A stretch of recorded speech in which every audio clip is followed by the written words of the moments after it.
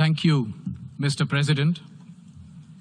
I take the floor to explain India's position on this resolution.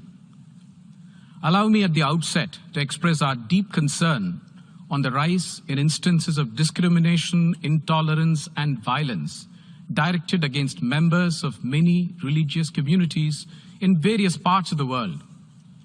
As a pluralistic and democratic country which is home to almost all religions of the world, India has always welcomed, over the centuries, those persecuted around the world for their faith or belief.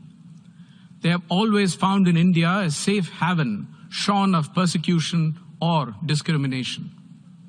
This is true whether they were Zoroastrians or Buddhists or Jews or people of any other faith. Therefore, it is a deep concern that we have viewed the growing manifestation of intolerance, discrimination, or violence against followers of religions, including rise in sectarian violence in some countries. Let me also state that we condemn all acts motivated by anti-Semitism, Christianophobia, or Islamophobia. However, such phobias are not restricted to Abrahamic religions only. In fact, there is clear evidence that over decades, such religiophobias have in fact affected the followers of non-Abrahamic religions as well. This have contributed to the emergence of contemporary forms of religiophobia, especially anti-Hindu, anti-Buddhist, and anti-Sikh phobias. These contemporary forms of religiophobia can be witnessed in the attacks on religious places of worship like gurudwaras, monasteries, temples, etc., or in spreading of hatred and disinformation against non-Abrahamic religions in many countries.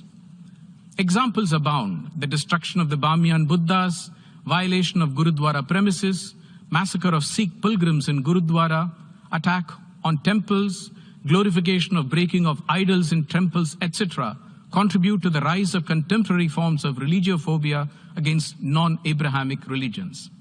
Mr. President, Hinduism has more than 1.2 billion followers, Buddhism more than 535 million, and Sikhism more than 30 million spread out around the world. It is time that we acknowledge the prevalence of religiophobia rather than single out just one.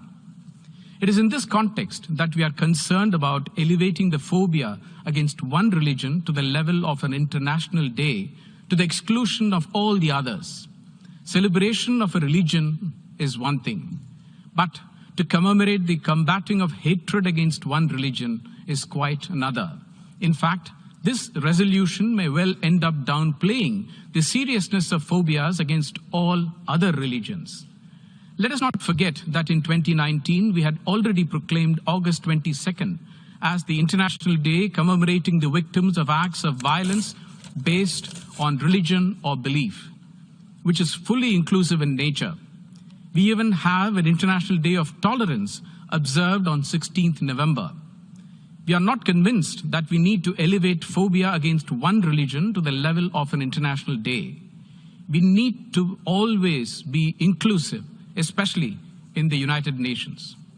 Mr. President, India is proud that pluralism is at the core of our existence, and we firmly believe in equal protection and promotion of all religions and faith.